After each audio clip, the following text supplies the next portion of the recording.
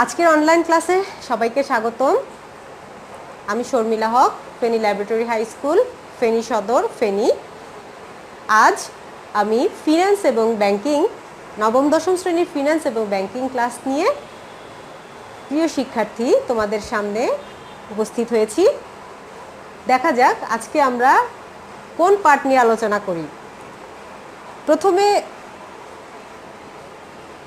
আমাদের এই বর্তমান যুগে যে জিনিসটি সবচেয়ে প্রয়োজন, যে জিনিসটি না হলেই নয়, সেটি কি? অর্থ। অর্থ ছাড়া পুরো জীবনে কোনো আমাদের কারো কোনো জীবনের মূল্য নেই, জীবনের কিছুই নেই, কিছুই করতে পারবো না আমরা, তাই না? কিন্তু এই অর্থেরও এক ধরনের সময় মূল্য আছে। আমরা আজকে আমাদের বইয়ের তৃতীয় অধ্যায় অর্থের সময় মূল্য নিয়ে আলোচনা করব। তো এসব প্রিয় শিক্ষার্থীরা, আমাদের আজকের বিষয় অর্থের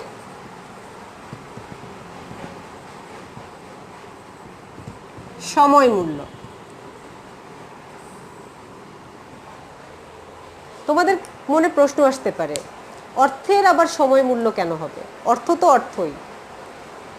আচ্ছা প্রিয় শিক্ষার্থীরা, একটু চিন্তা করে দেখো তো, কিছুদিন আগেও 10 টাকা ভাড়া দিয়ে তুমি যে জায়গায় যেতে পারতে, এখন তুমি রিক্সাওয়ালাকে 10 টাকা ভাড়া দিয়ে কি সে জায়গায় যেতে পারবে? হয়তো সেই জায়গায় যেতে তোমার কাছে ভাড়া চাইবে 20 টাকা। এই যে 10 টাকার ভাড়া 20 টাকা হয়ে গেল, এটাই হলো অর্থের সময় মূল্য। অর্থাৎ সময়ের ফলে, সময়ে পরিবর্তনের সাথে সাথে অর্থের মূল্যেরও কিছু পরিবর্তন হয়ে যাচ্ছে। 1 মাস আগের বা 1 বছর আগে 100 টাকার যে মূল্য ছিল, 1 বছর পরে 100 টাকা দিয়ে হয়তো তার থেকে কম জিনিস পাওয়া যাচ্ছে, অথবা তার থেকে বেশি জিনিস পাওয়া যাচ্ছে। এখানে কি হলো? টাকার মানটা হয়তো বেড়ে গেল অথবা কমে গেল। এটাই হলো অর্থের সময় মূল্য। তাহলে প্রিয় শিক্ষার্থীরা, অর্থের সময় মূল্যটা কি? সময়ের সাথে অর্থের মূল্যের যে পরিবর্তন ঘটে তাকে বলা হয় অর্থের সময় মূল্য। আচ্ছা, অর্থের সময় মূল্য আমাদেরকে কেন জানতে হবে? প্রধানত আমরা 3 ধরনের কারণে অর্থের সময় মূল্যটা জানতে হয়, অর্থাৎ অর্থের সময় মূল্যের গুরুত্ব কি। প্রথম কথা, প্রকল্প মূল্যায়ন। তারপর বলতে পারি ঋণ গ্রহণ সিদ্ধান্ত। প্রিয় শিক্ষার্থীরা, আমরা জানলাম যে অর্থের অর্থাৎ সময়ের পরিবর্তনের সাথে সাথে অর্থের মূল্যের যে পরিবর্তন ঘটে সেটাই হলো কি? অর্থের সময় মূল্য। এই অর্থের সময় মূল্য আমরা কেন করব? আসলে মনে করো একজন ব্যাংকে 100 টাকা রাখলো, জমা রাখলো। 1 বছর পর তিনি কত টাকা পাবে? 110 টাকা পাওয়ার আশায়। এই যে বছরের পর 1 বছর পর তিনি 100 টাকার সাথে আরও 10 টাকা বেশি পেল।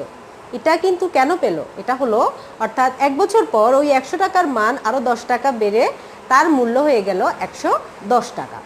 এই কারণে আমাদের অর্থের সময় মূল্যটা জানতে হবে। এই অর্থের সময় মূল্যটা আমরা আরেকটু ভালোভাবে জানি যে অর্থের সময় মূল্যটা আমাদের কেন জানতে হবে, অর্থাৎ অর্থের সময় মূল্যের গুরুত্বটা কি। আমরা সাধারণত 3টা কারণ বলতে পারি। 1, সুযোগ ব্যয়। 2, প্রকল্প মূল্যায়ন। 3, ঋণ গ্রহণ সিদ্ধান্ত। সুযোগ ব্যয়। সুযোগ ব্যয়টা কি? অর্থাৎ একটা ব্যয় করার ফলে তুমি আরেকটা ব্যয়তে হয়তো আরেকটা ব্যয়ের ত্যাগ করতে হতে পারে, সেটাই হলো কি? সুযোগ ব্যয়।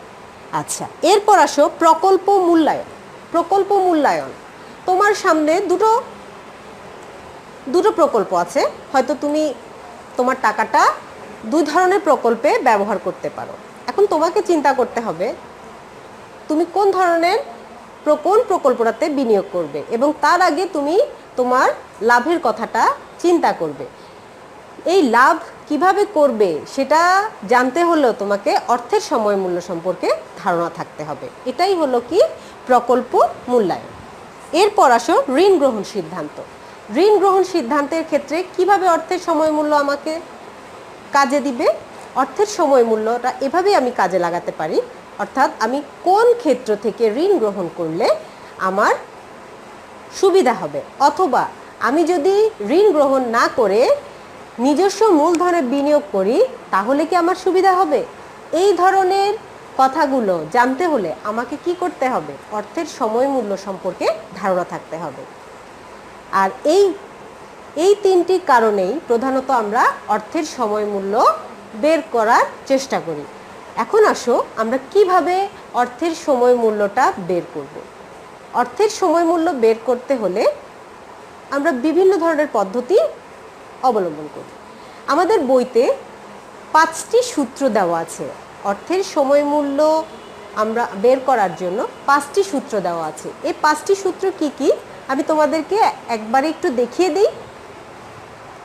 দেখো, ভবিষ্যৎ মূল্য আমরা কিভাবে বের করতে পারি? এফভি সমান ভবিষ্যৎ মূল্য, এফভি মানে ফিউচার ভ্যালু সমান হলো বর্তমান মূল্য গুণ 1 যোগ সুদের হার, উপরে থাকবে বাৎসরিক মেয়াদ, অর্থাৎ কত বছরের জন্য সেটা আমাদের থাকবে। এরপর দ্বিতীয় সূত্রটি হলো বর্তমান মূল্য বা পিভি অর্থাৎ প্রেজেন্ট ভ্যালু, ভবিষ্যৎ মূল্য ডিভাইডেড বাই 1 যোগ সুদের হার টু দি পাওয়ার মেয়াদ। এরপর আসো এফভি, 3 নম্বর সূত্রটি এফভি। আমরা কিভাবে কোন ক্ষেত্রে কোন সূত্র প্রয়োগ করব এটা কিন্তু আমরা অঙ্ক করার সময় জেনে যাব। আমি শুধু তোমাদেরকে সূত্রগুলো আগে দেখিয়ে দিচ্ছি।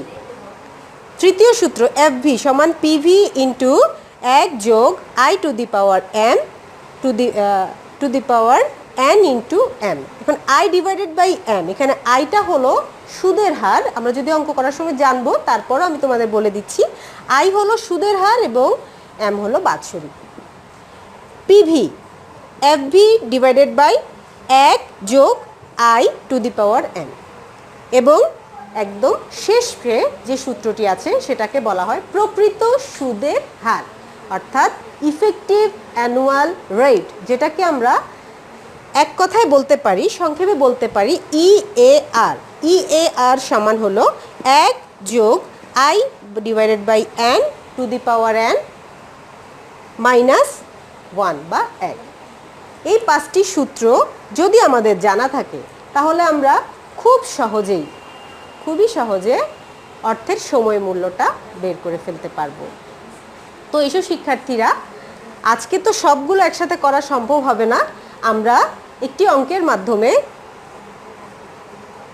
2টি সূত্র প্রয়োগের চেষ্টা করি, বা 2টি সূত্র প্রয়োগের মাধ্যমে আমি তোমাদেরকে একটি অঙ্ক করিয়ে দেখাবো। তো এইসব প্রিয় শিক্ষার্থীরা, আজকে আমরা একটি সূত্র নিয়ে একটা অঙ্ক সামান্য একটু দেখি কিভাবে আমরা এই সূত্রগুলো প্রয়োগ করে অর্থের সময় মূল্য বের করে আনবো।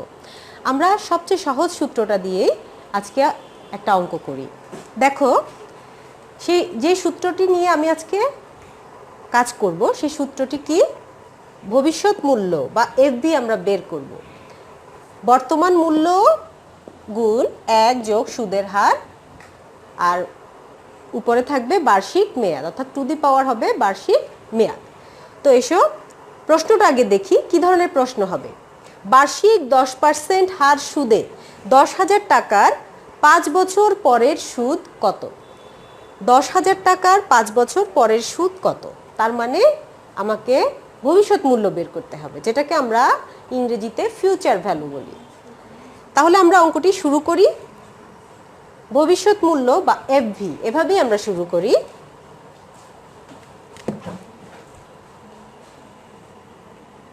আমরা জানি এফভি সমান কি বলা আছে? বর্তমান মূল্য। বর্তমান মূল্যকে আমরা সংক্ষেপে পিভি বলতে পারি।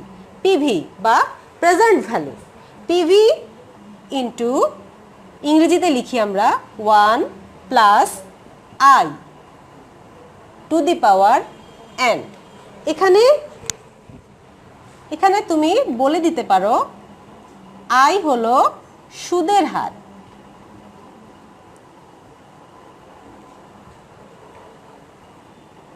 এন হলো বাৎসরিক মেয়াদ।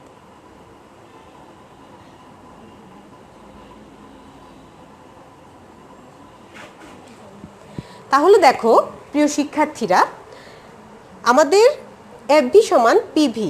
পিভি মানে হলো প্রেজেন্ট ভ্যালু, অর্থাৎ প্রেজেন্ট ভ্যালু কি বলেছে, বার্ষিক 10% হার সুদে 10,000 টাকার 10,000 টাকা হলো আমার প্রেজেন্ট ভ্যালু। তাহলে আমরা নিচে লিখতে পারি 10,000। তোমরা অঙ্কটা ইংরেজিতেও করতে পারো, বাংলায়ও করতে পারো, কোনো সমস্যা হবে না।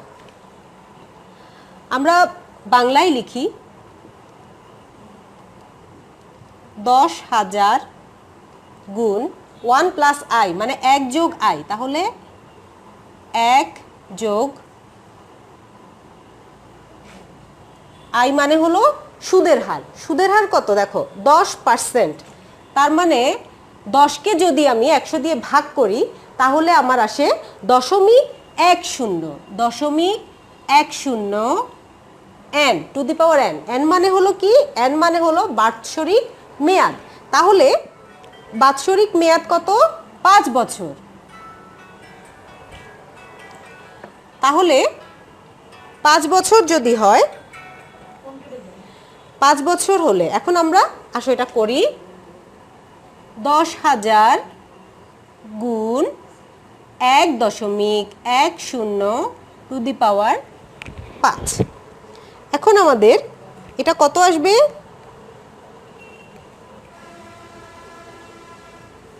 প্রিয় শিক্ষার্থীরা অঙ্কটা কি দেখা যাচ্ছে, 10,000 গুণ 1.10কে টু দি পাওয়ার 5, অর্থাৎ তাহলে আসে আমার সম্ভবত,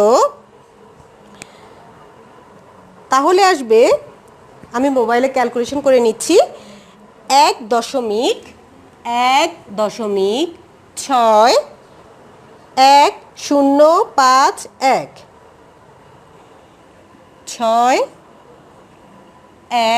6105 তাহলে এটাকে যদি আমি 10,000 দিয়ে গুণ করি তাহলে আমার আসে 16,105 টাকা। 16,105। তাহলে প্রিয় শিক্ষার্থীরা আমাদের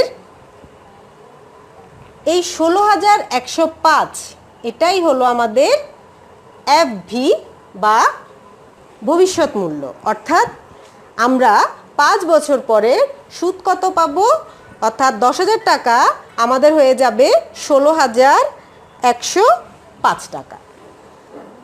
তো প্রিয় শিক্ষার্থীরা আজকে আমরা ছোট্ট একটা অঙ্কের মাধ্যমে শুধুমাত্র একটি সূত্র প্রয়োগ করলাম এবং সেটির ব্যবহারটা দেখলাম। এর পরবর্তী ক্লাসে আমি চেষ্টা করব তোমাদেরকে বাকি সূত্রগুলো প্রয়োগ করে অঙ্কগুলো দেখানোর জন্য।